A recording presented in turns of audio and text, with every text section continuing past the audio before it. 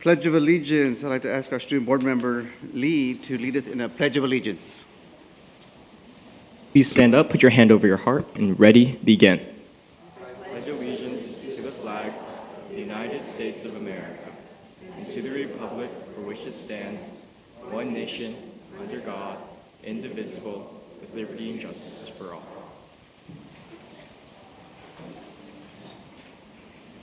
Land acknowledgement. I would like to ask Ms. Pierce to please read the land acknowledgement. We acknowledge that our district is on the ancestral land of the Cahuilla people, with whom we have a long-standing partnership. We are grateful for the opportunity to prepare future generations, teaching them to respect and contribute to their community, and to continue the stewardship exemplified by the Cahuilla people. Exemplified. Remember that word. Thank you. Roll call will reflect that all board members, cabinet members, and student board member Lee are present.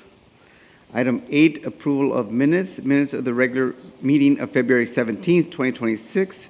Is there a motion to approve the minutes as presented? Lee makes a motion. Is there a second? Second, Pierce. Pierce. Any discussion?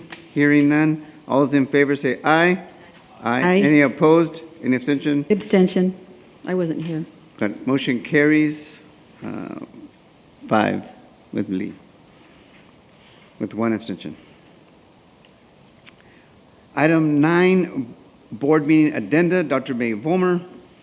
There are none this evening. Thank you, ma'am. Item 10, approval of the agenda. Is there a motion to approve the agenda of the regular meeting of March 3rd, 2026? Lee makes a motion. Is there a second? Second, Pierce. Any discussion? Hearing none. Preferential vote? Aye. All those in favor say aye. Aye. Aye. Any opposed? Any abstentions? Motion carries, let's say 6-0. Community staff student recognition, item 11. Dr. May Vollmer.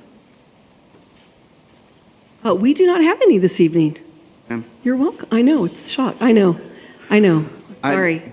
Item 12, introduction of new or recently appointed promoted employees. No introductions.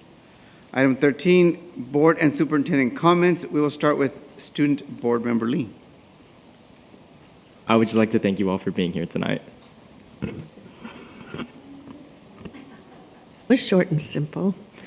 Okay, I do want to share some things I was able to do these past couple weeks.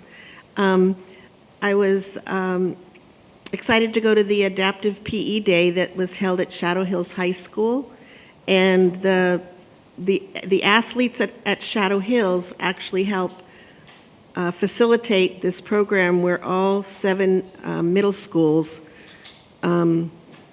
participate with the special ed students and the ones that require adaptive PE sometimes.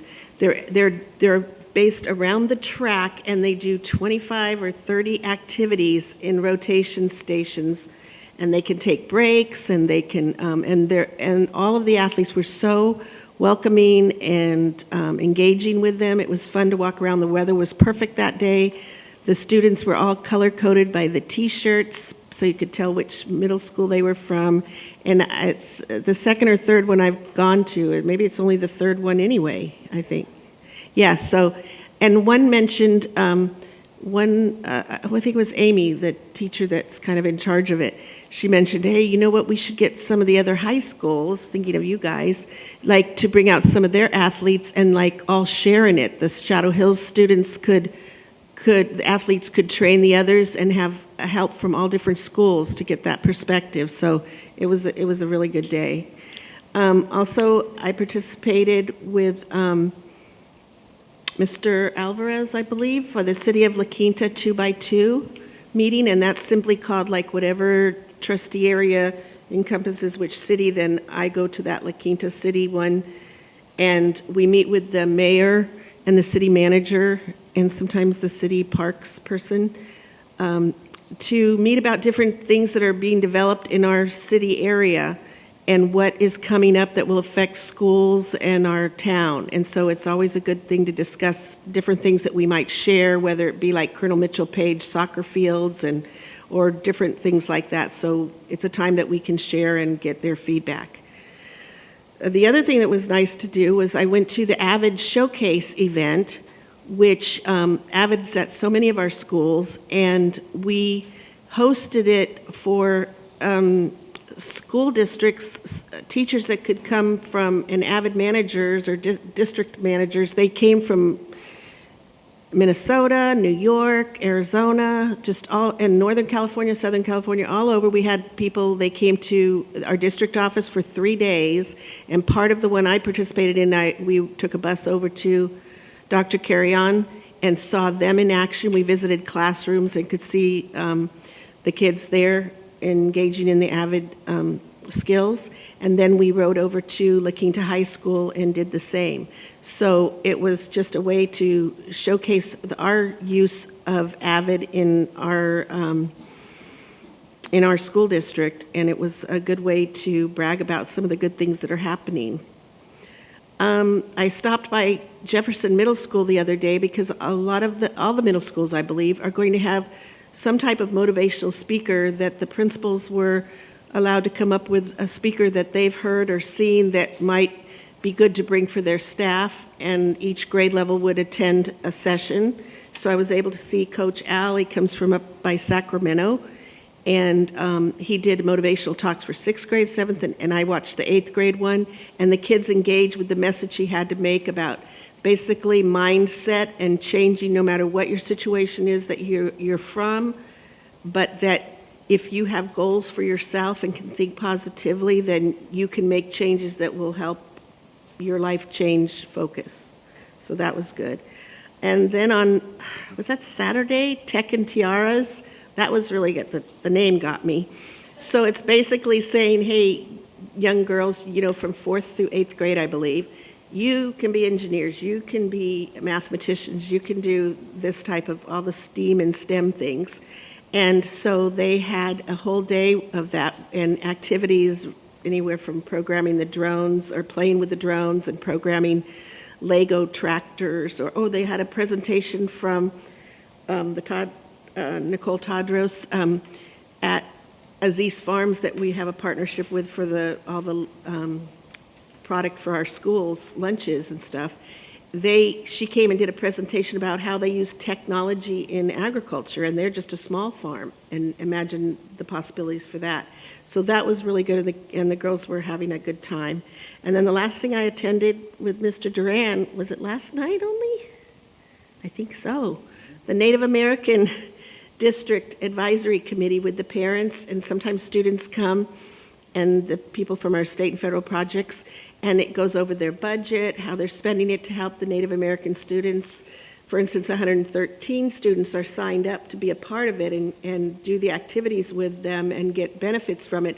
But all of the Native Americans, I think there's probably 2/3 more that aren't signed up, but they can get help with different ideas, have presentations, speakers come, and so that was my first time attending that committee because we are assigned to different committees and we can go and learn about them here at the district. So that was my couple weeks, and I enjoyed every activity. Thank you. Mr. President? I know. All right, I'd like to begin by welcoming everybody here this evening. Thank you for coming out. We know there's a lot of other places you'd like to be sometimes, but we really appreciate the company this evening. So thank you, everybody, and we appreciate you and your parents and staff, of course, here that comes out every day. I go to the Do the Right Thing. It's out in the Palm Springs area every month. I've been trying to make that a regular habit of mine. I'm sure a lot of students have probably heard about it. So we had some winners this past time there from Desert Sands. We had a Christina Aldaz from Dr. Carry-On Elementary School, and Joel Garcia from Horizon High School, and also Daruk Inan from Colonel Mitchell Page. And, I know that as students many times, have you heard of the award? I'm not sure, but Do the Right Thing is growing in popularity. They've given a lot of money It's real rewarding to hear the stories, and it gets us back into the place of the seats where you all see the things that are happening every day. So I want to just say to each and every one of you, and I know most of you, or all of you in here, I'm sure, are doing the right thing, because at the end of the day, you know, the road is long and arduous, but you know what? If you make the right decisions along the way, it's going to come out better for each and every one of you. So thank you for that. Also, too, a little shout out to, I don't know if, I can't see if Kevin Bebo's here or not, but Mary Cardinal works in the CTE department with Mr. Bebo, and I ran into her down at the Counselors Consortium in Riverside this past week, and it's a huge event. A lot of counselors come from all over the county. We learn a lot about working with students and the things that counselors need to be more successful in the schools that they serve.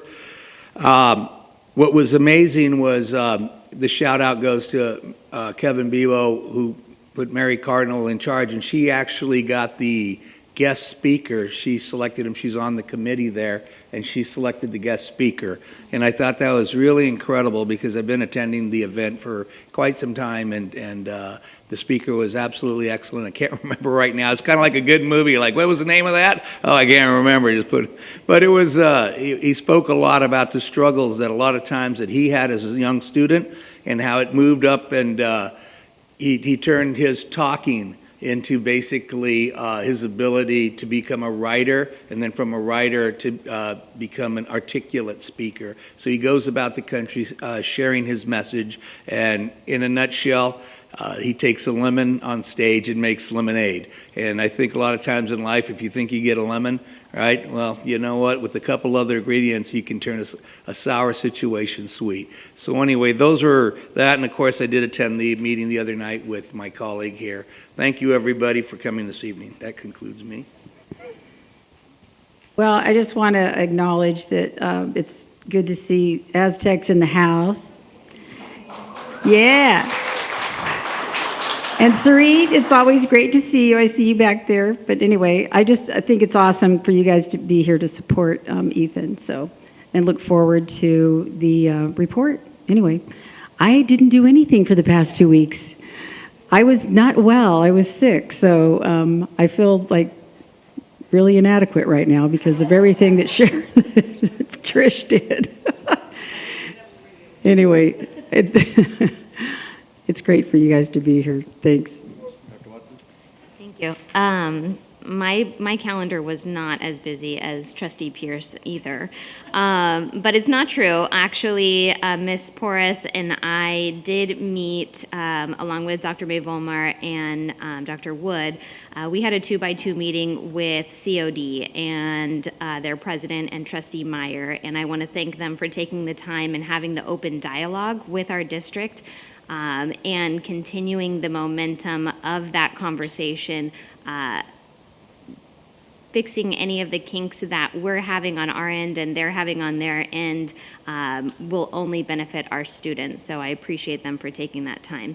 I also attended the elementary math field day with Mr. Alvarez, and I did math field day when I went to Desert Sands as an elementary student, so it always has a little special place in my heart.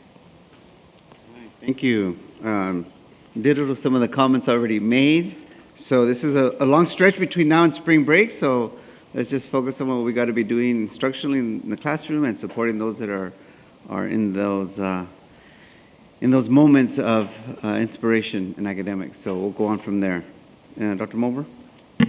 Yeah, thank you. I just want to give a couple of quick shout outs. The events were already mentioned, but Tiffany Norton and her team did a fantastic job on the Tech and Tiaras event. They really honestly blew it out of the water. It was amazing. And to see all day long just the curiosity and the excitement on the young ladies' faces was something pretty special. And then the adaptive PE, of course, was great. Heidi Allen, I think, leading that charge there, just did a great job. But everyone out there, it was really a fantastic day, and what I love is that every year it just gets better and better. So Laura, thank you to you and everyone involved. Really a great time. And then I gotta say, one, because Palm Desert's in the house, but also because I got to go today to what I just think is one of the coolest events that we do, and that is Walk to the 50. And so that was at Palm Desert High School. And if you don't know what that is, the getting ready to graduate seniors are in one end zone, and kindergarten students from Lincoln, Reagan, Carter, and Washington Charter are in the other end zone. And they walk and they meet at the 50, and the seniors have a book and they sit with the kindergartners and they read to them. We did it last year was the first year. This is the second year. This year, kindergartners showed up with those what are they called? The ring pops? Is that what they're called? I can't believe I can't remember that. Ring pops, right? But it said graduation ring on it, and they were giving them to some of the seniors, and they had big welcome signs to the class of 2038, right? And it's really to encourage that connection and that vision of graduation. And I just want to give a shout out to all the principals that are involved, and especially to the students. You all did just an amazing job making those young kindergartners feel like $1 million. So really great time today. So thank you. There are no public comments for 14. Item 15, information. The Board of Education has received the information on the following items. 1, home to school transportation service plan. 2, Palm Desert Charter Middle School Color Guard varsity team will participate in the 2026 Color Guard World Championships in Dayton, Ohio from April 7th through the 12th of 2026. Staff conference items. 16.1, Palm Desert High School Associated Student Body Report. Dr. Mayvolmer. Yes, I will turn it over to our student board member, Ethan, and I think you'll lead us through that report if I'm correct. Take it over, sir. So I would love to say so much about PD. I'm just trying to withhold my tongue from saying anything. I really thank you for mentioning the Literacy Day today. I was able to take part of it as a senior, and it was truly a blessing to be a part of. But something to be noted for our video today, this is the 40th anniversary of Palm Desert High School. We have been a school for 40 years. 40 years of just progress. Yes. So the video this year had a little bit of a different take. You'll hear and see a little bit less of the students, as we wanted to have our very own Palm Desert High School alumni part of the video this year.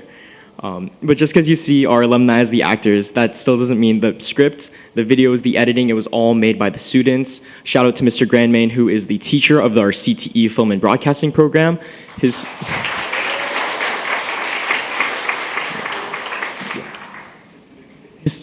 students did an amazing job at editing and recording, gathering footage. I would like to shout out my own executive board with Riley, Maya, and Camila. They helped me organize the script and get filming done as well. I think that's pretty much it. I'm just so excited to be able to show you guys how well Palm Desert High School has been doing in the past 40 years. Thank you.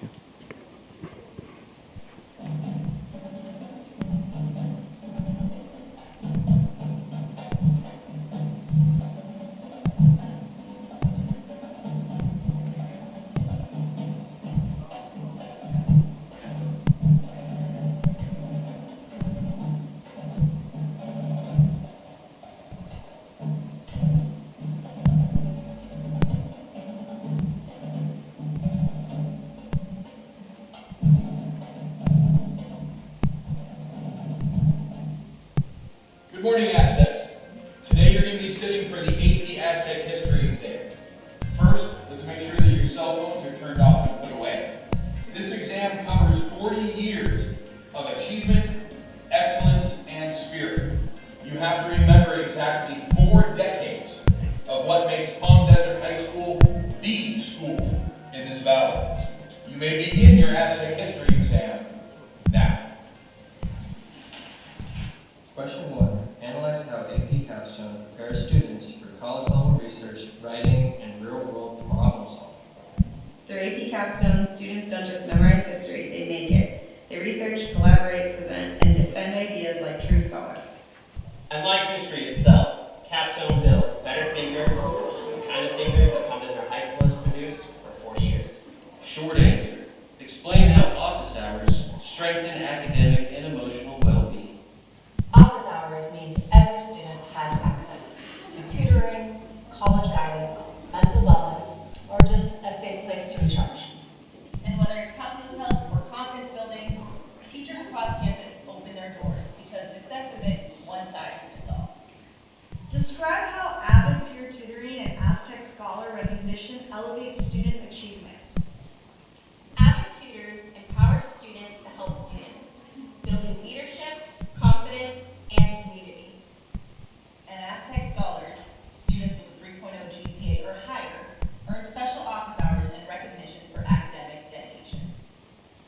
Aztec Gold rewards more than grades, attendance, kindness, spirit, and growth.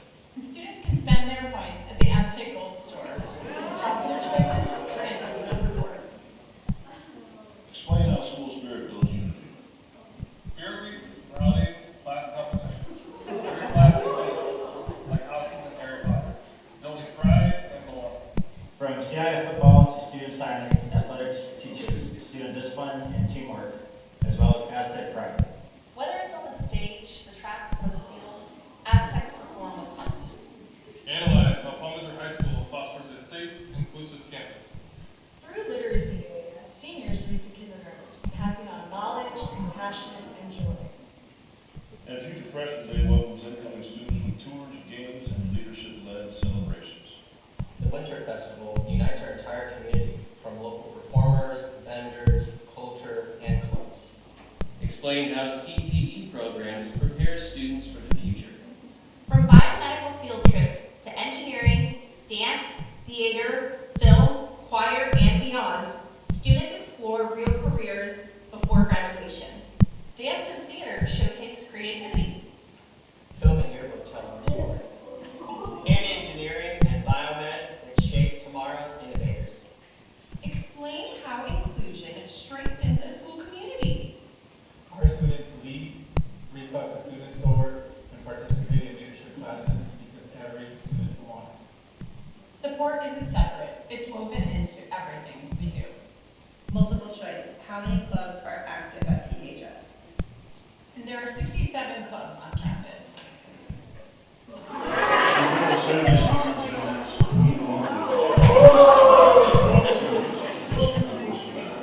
How many league and CIF titles has PDH won over the past 4 years? 38 CIF championships. Makes me remember all the records I set. Time. Pencils down. 40 years of tradition, 40 years of opportunity, 40 years of Aztec pride.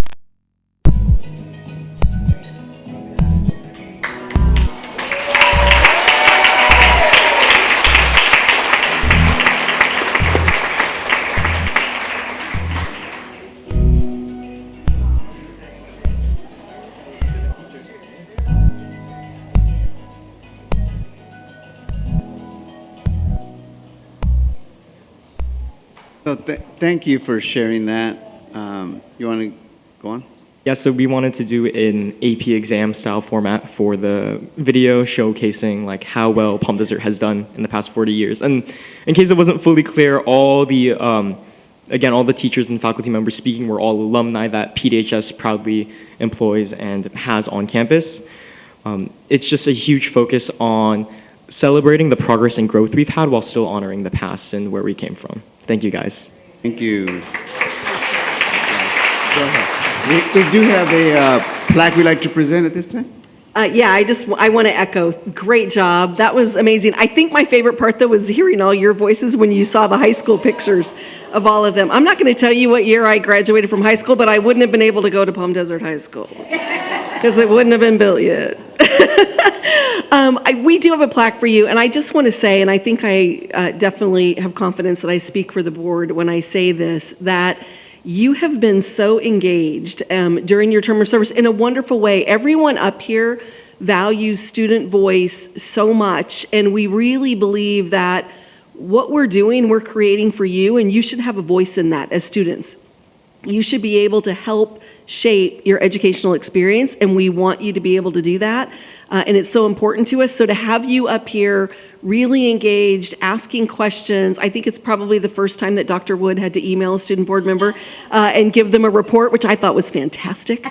It really, really meant so much to all of us that you were engaged in that level, and really was, really an example of what we hope for always with our board members, because your voice really does matter. So thank you so much.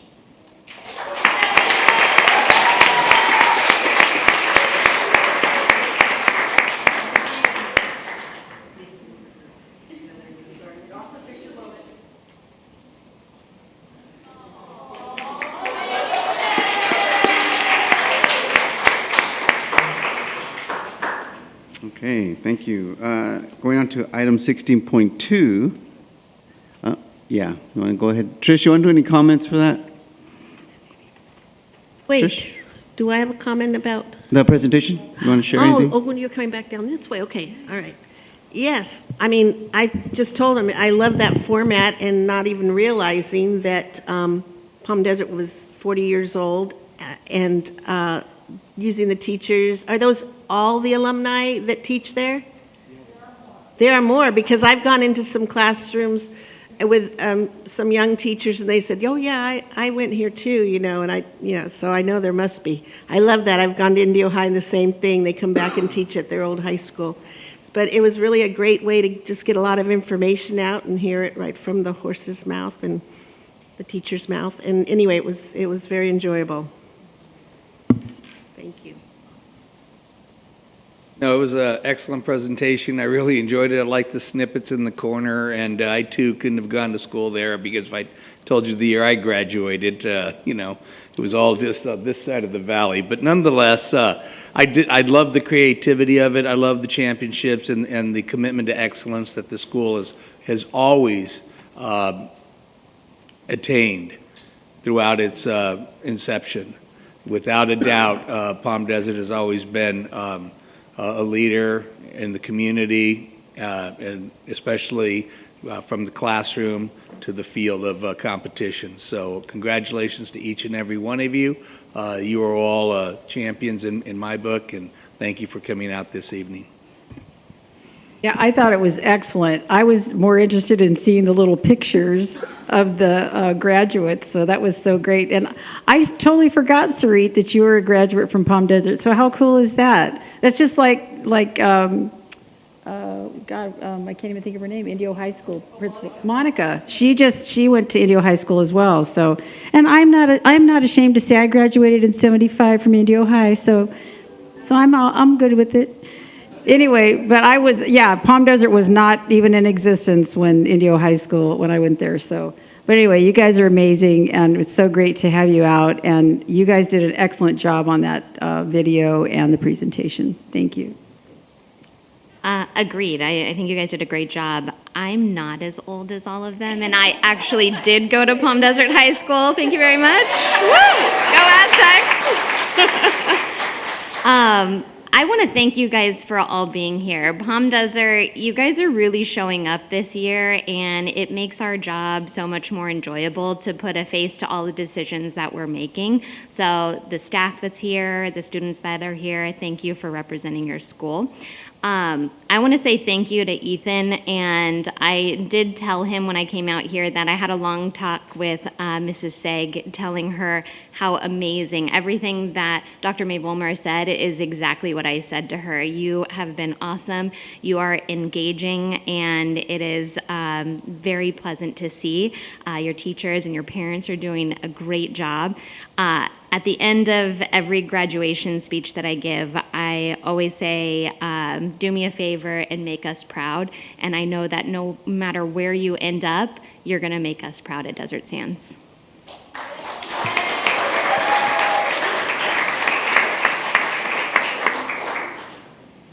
"40 years ago, I was a freshman at Indio High School, and that was the first year that they opened up Palm Desert. They only opened it up as a freshman and sophomores, so only freshmen and sophomores could attend Palm Desert at that time.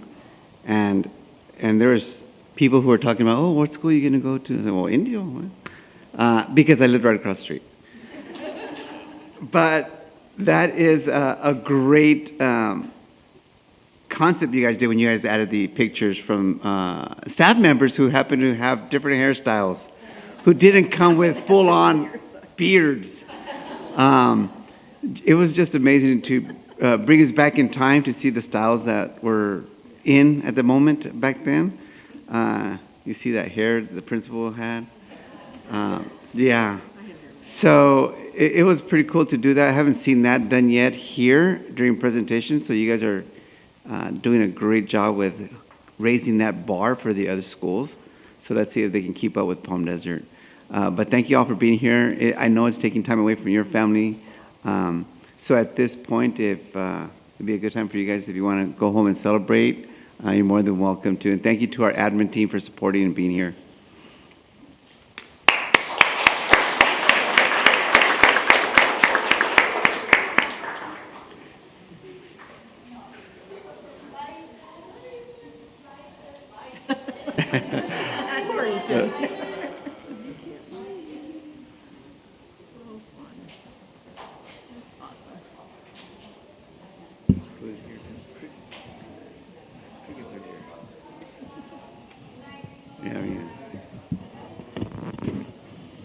Okay, going on to item 16.2, Home to School Transportation Service Plan. Mr. Aquino.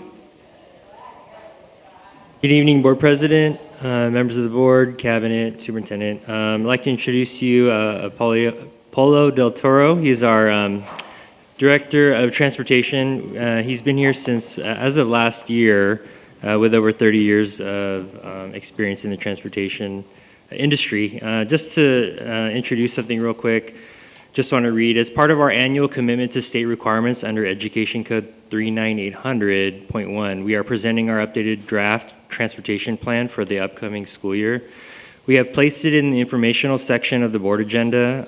This plan also outlines how we prioritize safe and reliable transit services for our students and high-need populations. We are not asking for formal approval of the plan at this time. We are just presenting it in advance to allow for any comments from the public prior to the recommendation for board action on March 17th. Follow. Okay. Good evening, Mr. President, members of the board. It's my honor to be here tonight. Thank you. So today's information item is a required step for the district to receive state reimbursement for our transportation program. We are here to present our roadmap to the 25-26 school year transportation plan. Our goal is to ensure every student has a safe, reliable, and equitable way to get to school with a specific focus on our most vulnerable learners. Okay. This is an overview of an outline of what we'll be covering this evening in this presentation. So the legal mandate, under Education Code 39800.1, we must adopt this plan by April 1st to qualify for the state reimbursement of our home to school transportation costs. The plan is a living document updated annually to reflect changing student demographics, budget adjustments, and any new safety laws. Here's a snapshot of our transportation data. We currently operate 59 routes daily, serving over 2,850 students. The data is broken down by specific grade level groups. The asterisk on the high school students is indicating the students transported from the Indio Hills area. So we typically don't transport high school, but in this case we are because they're a little bit further out. There's 580 students that are transported by the public municipal transportation. So that's, I'll go into it a little bit later, but that's the Hall Pass. Our fleet consists of 91 buses, 43 gen ed buses, and 48 special needs buses. The law requires us to prioritize the students in TK through grade 6. For the 25-26 school year, we are ensuring these grade levels have primary access to existing routes. The transportation services are prioritized based on a minimum walking distance for the transportation's respective grade level. As you can see depicted, 3/4 of a mile for TK through 2, 1 1/2 for 3 to 5, and 3 miles for 6 through 8. Prioritizing strategy continued. We continue to meet all federal requirements for our students with disabilities through the IEP that's mandated, and those qualifying under the McKinney-Vento Act for homeless youth at no cost. This also includes providing no-cost transportation to our unduplicated students, those who are low-income English learners or in foster care. Again, we also coordinate with Sunlight Transit's agency to ensure our high school students have a municipal form of transportation. Again, the theme, it's at no cost to our students. I'm sorry. Sorry, lost my train of thought. There's no cost to our student transportation services provided by Desert Sands Unified School Districts to our students or any of our families. Transportation services provided by Sunline Transit Agency are free of charge to grades 9 through 12. The School Tripper program provides transportation services to students living outside reasonable walking distance for our high schoolers. We strive to provide the transportation services the board desires for our students and acknowledge the board recognizes the community has placed a high priority on having these services available. A major update for this year's compliance is with Senate Bill 88, which went into effect July 1st, 25. This program is managed by Desert Sands Unified School District's Risk Department. Shout out to Felisa. And she ensures compliance for any drivers that exceed 40 hours of driving per school year. SB 88 extends a high safety standards to any compensated driver, including those in small vans, SUVs. All drivers will now undergo the same rigorous background checks, TB testing, medical exams as our school bus drivers. Additionally, any bus vehicle used for student transportation will now undergo a professional safety inspection every 12 months or 50,000 miles. So we have worked with Sunline Transit Agency, we've worked with South Coast Air Quality Management District. We do not want this plan created in a vacuum. We welcome input from our bus drivers, our classified, our teachers, building administrators alike, as well as input from parents and community members, both here in person and via link that's provided, there's a link there to provide the recommendations. Following the presentation and after receiving any recommendations from the public, we'll look to incorporate that and we'll bring that to the next board as a formal adoption. All right. Okay? Thank you, sir. Any questions, comments from anyone up here? Starting down with Mr. Lee. I would just like to thank the transportation for all you guys have done for our students. I mean, what's the point of having great education within our schools if there's no way for students to get there? So truly do appreciate your efforts. Thank you. Thank you. Thank you for preparing the presentation and the services plan, and you, we'll look it over and be ready to vote next time. Awesome. Okay, thank you. No, I was just, how many of them were, did you say were not, that were natural gas or propane, or did we? All our 40-foot buses are natural gas or run off of CNG. So all our big buses for Gen Ed. We have 6 propane buses, and the rest are Type A buses, which run off of unleaded. Okay, unleaded. Okay, no diesel ones? No diesel. So fortunately, the district had a big effort to get rid of all diesels. In fact, there was a major purchase around 4 years ago. It included 25 CNG buses, and those are the ones we operate daily now. So all those old diesel buses are gone. Good. All right, thank you. You're welcome. Boris? Are you guys going to have electric buses? Is that a plan, or? There is a mandate by 2035 to have electric buses. There's a lot of grant incentives for those, so we're always on the lookout for grant incentives. We currently, we do have a grant for 6 electric buses, and those are 6 special needs buses. They're Type A buses that were chosen. So we're in the process of waiting for those to be built. The timeline is around August of this year, so we're looking to put those in service next school year. Okay, great. Well, thank you for your presentation. Thank you. I have a question on those electric buses.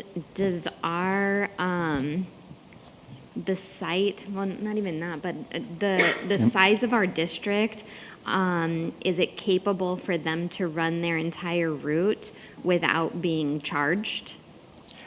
So I think you're referring to maybe charging and the infrastructure here.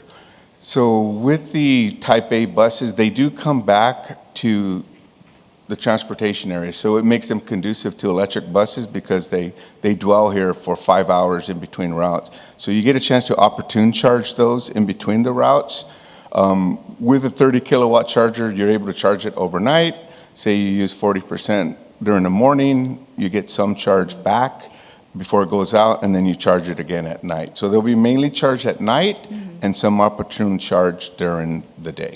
What about the buses that go to Indio Hills? Would they be able to get from here to Indio Hills and back? They would. There's about 100-mile range, about 120-mile range on those. Obviously, we would want to keep them on our lower routes until we gain more experience in how they operate and how they're working for us. We wouldn't want to just throw them right out there. Okay, thank you. All right, no questions for me, sir. Thank you so much. Thank you. Okay, item 16.3, second interim financial report, Mr. Aquino.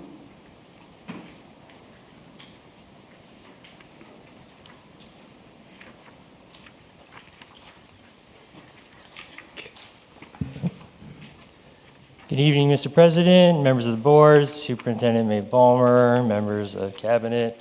So we'll be presenting the second interim budget. It's probably a shorter presentation that I've had because not a lot has changed from the first interim. So we'll just go over it really briefly. Here's a quick snapshot of the district's general fund. One thing caveat to this is so this general fund represents we have a 35% general fund ending fund balance, which I would say is a lot better than a lot of districts in California. We're definitely higher than the average, which has turned out to be a very fortunate thing considering a lot of the financial circumstances districts are finding themselves. One thing here is this is absent. What it does include is some collective bargaining implications, right? We settled with CSEA on the health benefits, which we did earlier in the year. And it's absent any other collective bargaining implications with the teachers union, if there's any changes on the management side, and currently undergoing a reclassification study with CSEA. So none of those implications are reflected in the current budget that you would be adopting today, or reviewing and approving. Here's a look at our multi-year projection. Same thing exists in the general fund for 25-26 as it does in the out years. The out years have, it's about a 35% fund balance on there. In 26-27 and 27-28, we have COLAs built into that. That is currently estimated by the state of California governor's budget, which is 2.41% in 26-27, and I believe it's about a little over 3% in 27-28. Again, just as a caveat, this is all absent any actions that the board will take with respect to collective bargaining. I think it's always good just to review this slide. Again, it shows us the significant influx of funding that we received over the course of the last 5 to 6 years, or really 5 years. And ongoing, we're still receiving a lot of one-time funds. And this is really the crux of where a lot of districts are meeting, where the rubber is meeting the road, right? Because the one-time funding is expiring, we hired a lot of staff with that, or they have hired a lot of staff with that, and the funding is expiring. One big one that we're still utilizing is the Learning Recovery Emergency Block Grant, which I'm going to review here in a little bit. Here's an illustration. So, you know when you're going on a hike, and say you're climbing up a mountain, and you're happy because you see the peak and you're almost there, and when you get to the top, you see a couple more peaks that you still have to climb. And that's pretty much kind of the situation that we are in. Basically, every school district is in with respect to budgets, because the one-time funding is an opportunity for us to reach higher levels of student growth, et cetera. But then when that funding is gone, you have to come up with a plan to basically experience the loss. And so what we've done, I think a really good job at doing, is making sure that we have sustainability plans and options to maintain a lot of the great services that we're providing for our families in the district. And so here's one of those obstacles that we're facing. That is the Learning Recovery Emergency Block Grant. Now, the budget that you have before you today is current plus 2 subsequent years. So you're not seeing in this budget the impact of those funds expiring. There are 18 FTEs are tied to this budget that we have an ongoing commitment for, and based on the level of services that are being funded out of that, I do not see those services being remediated through well, we would have to remediate it through other funding mechanisms. So just to throw numbers to people, because I know we look at a lot of the adopted or the budget documents, and basically you see this spending authorization plan with a bunch of numbers, but there's a lot of there's meaning behind all those numbers. Our enrollment, again, always show the student population over the course of the years, just to illustrate the other dynamic that we are facing with respect to trying to balance a budget, and that's the decline. So we've lost almost 4,000 students over a 10-year period, and that 10-year period includes the 2 out years as far as the projection goes, and that's equivalent to about 1.75% that we decline every year. On the opposite, again, part of that whole, the one-time fundings that we've been receiving from the state, the district has increased its staffing. And over that same 10-year period, we've increased staffing 13.82%, which is equivalent to 359 FTEs. And when I say FTEs, that means that number is probably around 400 people, right? So therein lies, we have a conundrum. And if you were to open up the actual budget documents, this is the budget conundrum, and I took snapshots so you could just see it, because if you're not familiar with the document, you're not really going to know what to look at. And LCFF is our primary funding source. And last year, we ended the year with $339.9 million. This year, we received 340.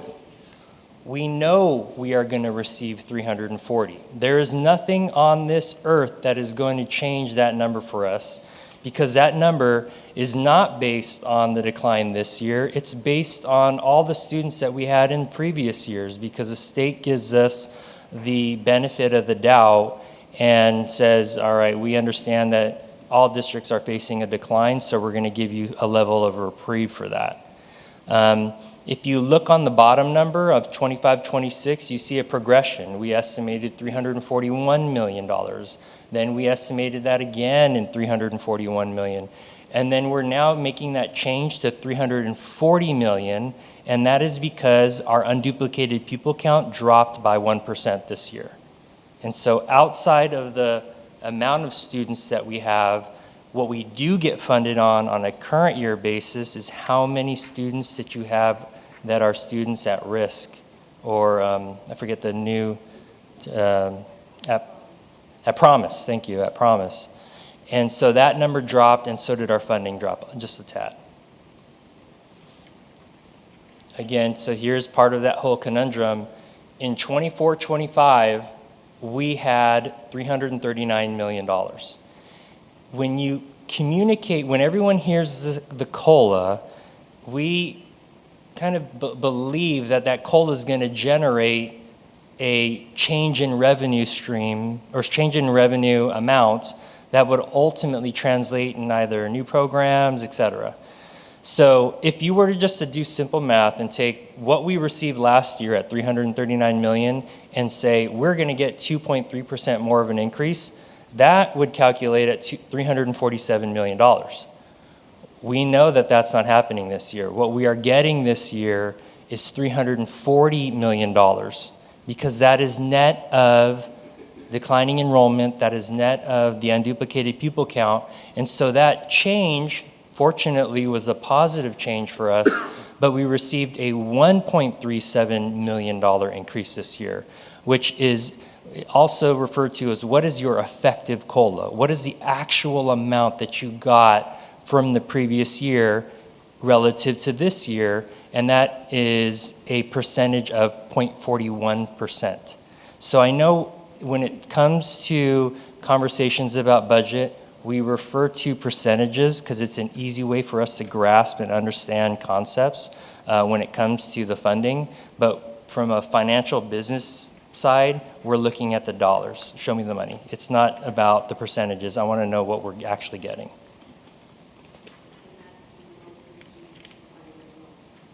Yes, I would say a major factor pretty much is that's the premise. The main crux of that is just the decline, right? We've been experiencing, I showed that chart, it's been going on since a long time now. That's over the whole planet. That's basically, if you look at just student births alone, and it might be regionalized, it might be different based on the region you're living in, because like for example, I believe Beaumont is maybe one of the few districts, I believe it's still Beaumont, I'm not sure, but where there's a decline as far as the births go, but there is a growth in housing population, which is mitigating that decline in births. So here, unfortunately, we've just been declining. So why, again, basically what I was just mentioning, it's a balance, funding is a balance of COLA, it's a balance of the enrollment, student demographics, that's also the unduplicated pupil count. And unfortunately, we've been neutralized by all those things because we've been going through a little bit of a dip, and an ongoing dip. Next year, our COLA is projected to be the 2.41%. We know, based on our enrollment today, we know that we are going to receive $5 million next year. It's actually $5,039,000. We know that is going to happen.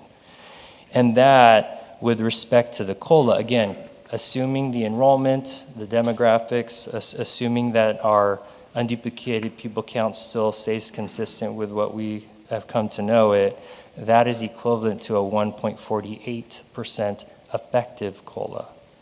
So,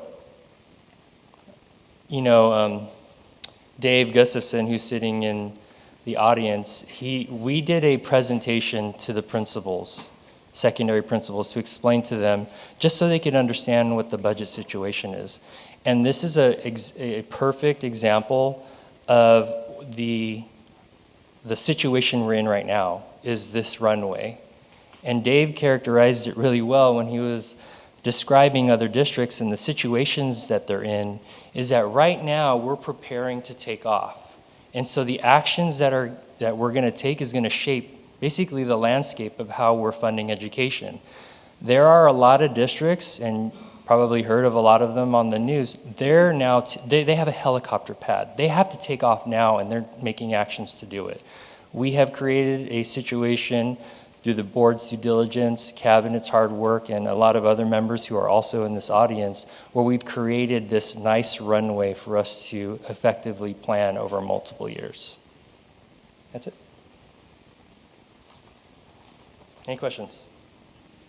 Hi, I was curious as to, with the 359 new full-time employees, are we seeing that as an increase within just faculty administration, teachers, mental health relief with counselors, or is it just like overall?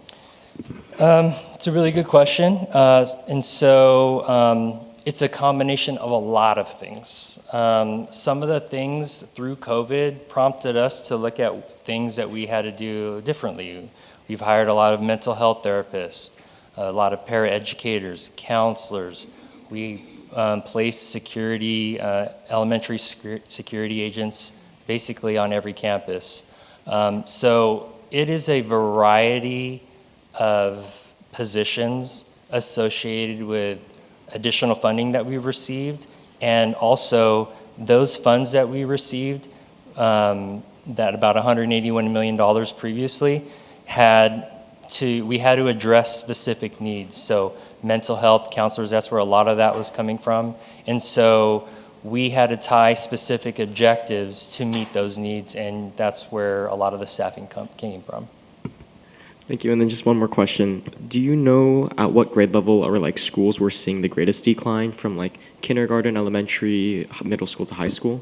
Yeah, so in the previous board meeting, we've shown kind of slides with respect to how that looks on a K through 12 spectrum.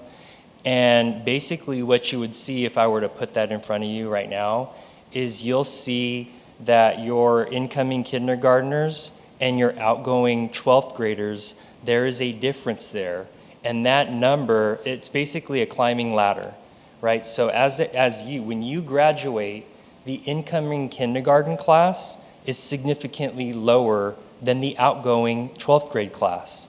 And so the only way to make up that declining difference, assuming nothing changes in the district, is that your outgoing 12th grade class in order for us to mitigate the decline, once all the 12th graders leave, we would have to have an equivalent amount of TK kindergartners enroll that year. And if we look at it from a straight linear perspective that way, it's approximately, I think it's 855 student difference. And so it doesn't work out mathematically exactly that way because there are changes in grade levels where maybe we're going to get some students in 4th grade and 5th grade and the high school. And so we'll see some of those dynamics happen. And so in our budget, we're forecasting a 380 student decline next year, not the 855 on a straight projection. And that's because the declining enrollment is primarily because of declining birth rates, right? It's not just everybody's leaving the district, but fewer kids are coming in. Yeah. Yep. Good questions.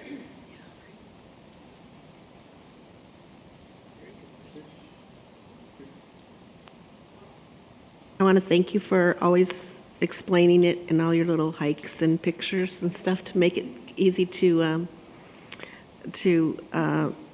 get the picture.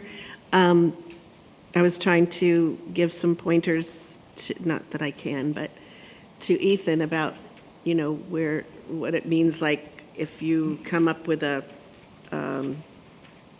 contract with the teachers or the classified, then that figure will change because then those are retroactive. We pay things retroactive and all that kind of stuff. But I too was curious about, what percentage of the 380 people were. I would think logically that if enrollment's declining, then a small percentage is actually adding classrooms. I would be curious just to see where all that percentage of the people went, and acknowledging that it was all required and we had the funds, thank goodness, after COVID to do that. But that can be an answer another time. Yeah, and what I could do is just share the previous presentation, and that was I was trying to show in the last, I believe, maybe the first interim, and that was where the change in student population basically by high school boundary areas, and where you saw the difference basically it was all together in a region. And so I didn't break it down on that level, but I was just doing it that way, so it was easier to digest. Yeah, and I like your explanation of the COLA and then the effective COLA. So that was helpful too. Thank you. You're welcome. I have nothing. Thank you so much. You're welcome.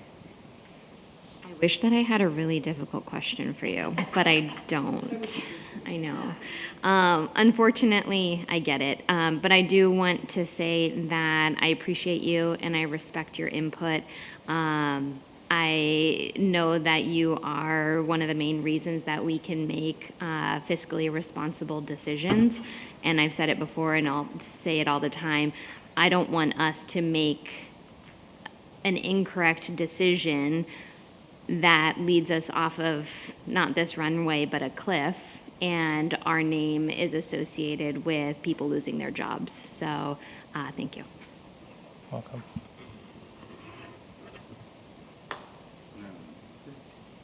And I know we get a chance to talk about many facets of our current business dealing with funding right now. So know that we are mindful of where we're at in just different components of our system right now, and know that we want to ensure that we're fiscally solvent while still utilizing the funds as we are mindful of our employees' needs. So I just want to throw that out there. We hear people we hear what you're asking, we hear what you're saying, and we're balancing that with what we have. So just want to throw that out there and appreciate your comment about the runway versus the helicopter pad. That's Dave's. So I stole appreciate that the from way him. you put it, sir. Thank you. Item 17, public hearing, no items. We'll go on. Item 18, general functions, business services. There are 3 items. Is there a motion to take these as a group or individually? Lee, as a group. Second? Second, Pierce. Pierce. Preferential vote? Aye. All those in favor say aye. Aye. Any opposed? Any abstentions? Motion carries 6-0.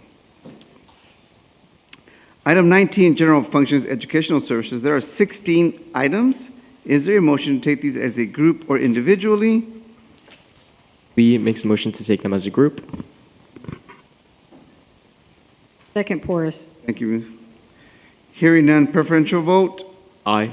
All those in favor say aye. Aye. Aye. Any opposed? Any abstentions? Motion carries 6-0. General functions, personnel services. Item 20, general function personnel services. There are 2 items. Student board member casts a preferential vote of abstention due to the nature of the item. Is there a motion to take these as a group or individually? Motion to take them as a group, Pierce. Second, Porras. Whereas, all those in favor say aye. Aye. Aye. Any opposed? Any abstentions? Motion carries 5-0.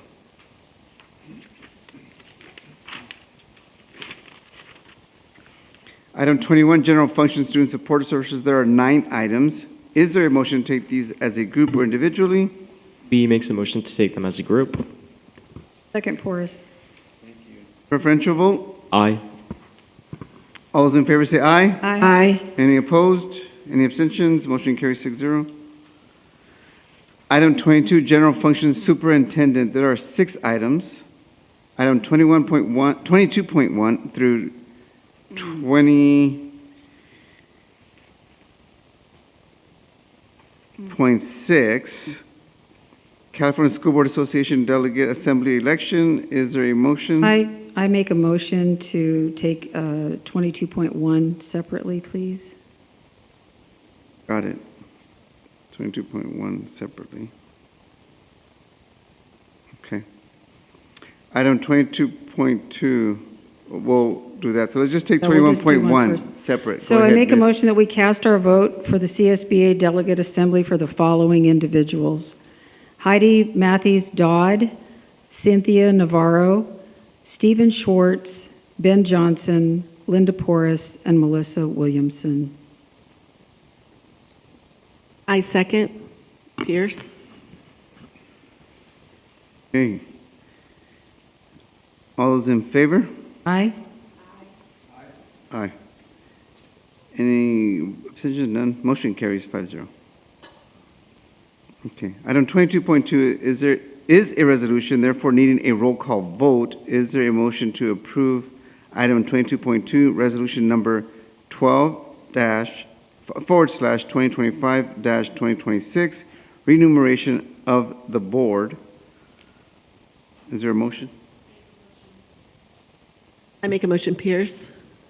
You can second. Okay. Lee seconds. Any discussion? Roll call. Student Board Member Lee?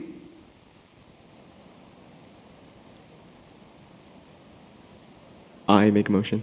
Lee. Ms. Aye. Pierce? Aye. Mr. Duran? Aye. Ms. Porras? Aye. No. Oh, I have to abstain. I'm Yep. sorry. Dr. Sorry Watson? about that. Aye. And I'm an aye.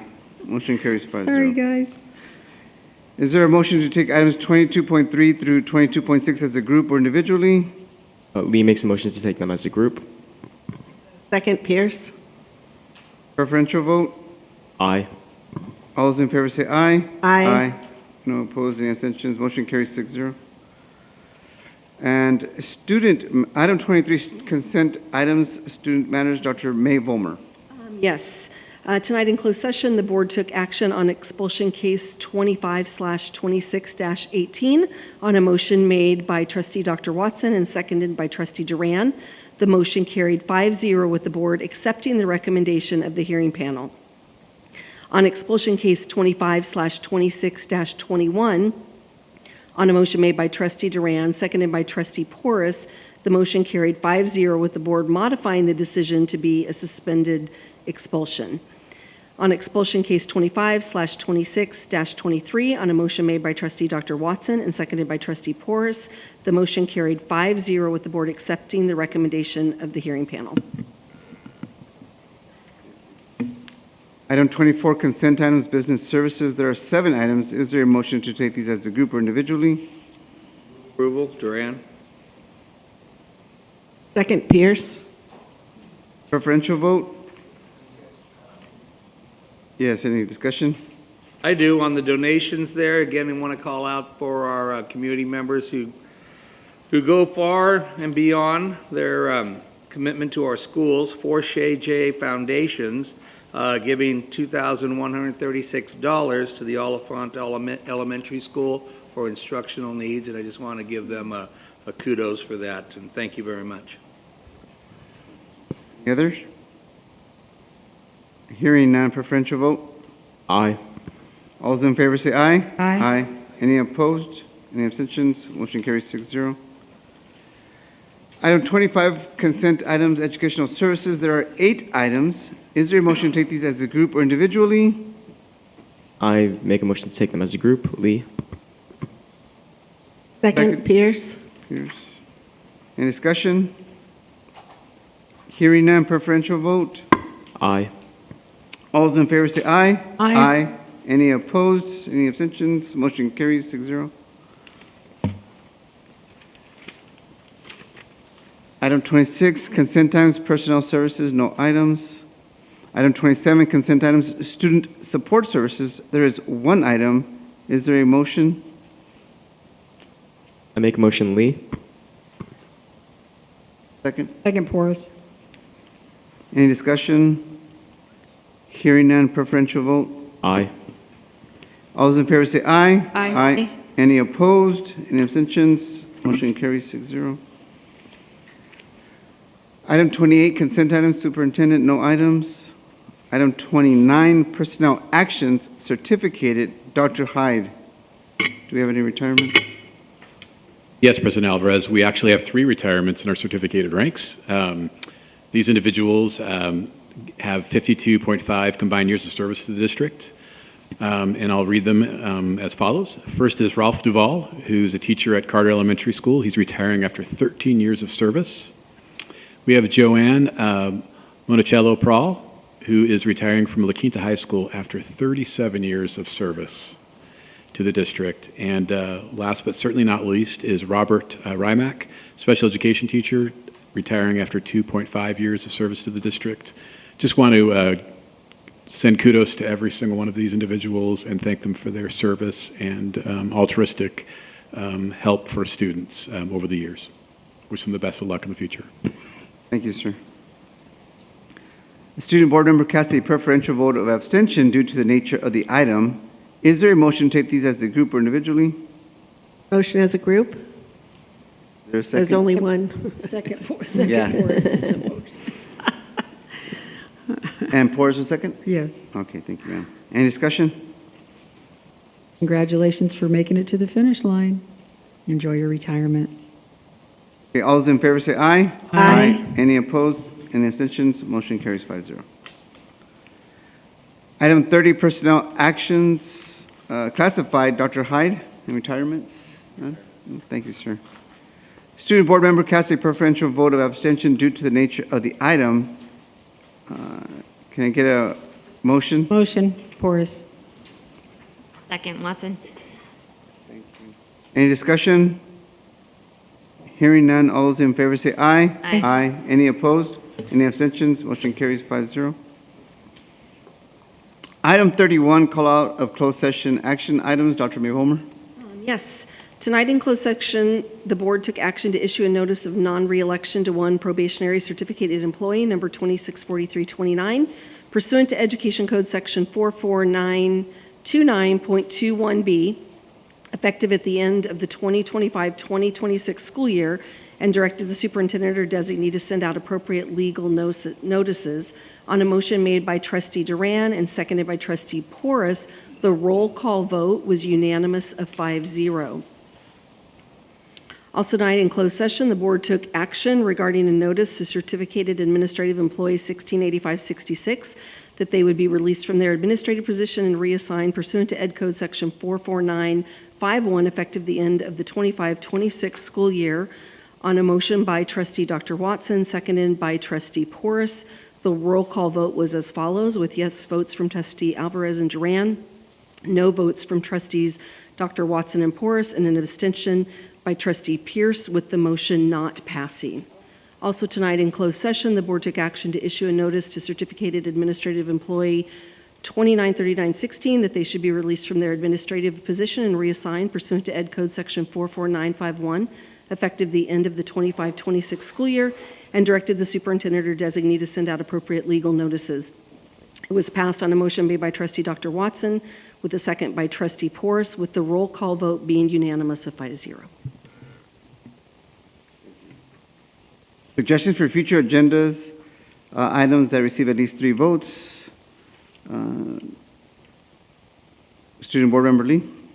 Fortunately, I have no suggestions for this meeting, but I would like to just make a quick comment to thank Mr. Ralph, Mr. Robert, and Ms. Joanne for their service for DSUSD, and I hope they have a wonderful retirement. And I would also like to thank all of you guys on the board for allowing me to be on. It's been really fun to sit in on these 2 meetings, and I really hope that the next school year is just as amazing. So thank you so much for this opportunity. Pierce?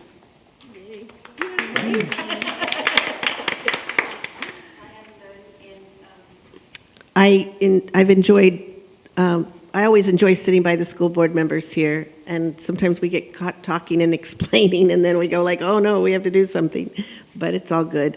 If you guys got up here, you'd see it's kind of hard to be paying attention the whole time. Anyhow, I want to thank him and wish everybody a good week. Why are you wincing? I have no future agenda items. I have none, thank you. I have nothing tonight, thank you. No, thank you.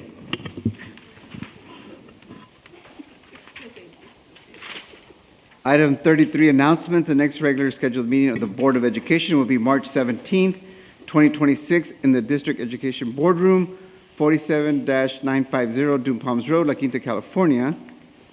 Item 34, no need to do that. So, item 35, adjournment. This meeting is adjourned at 8:19.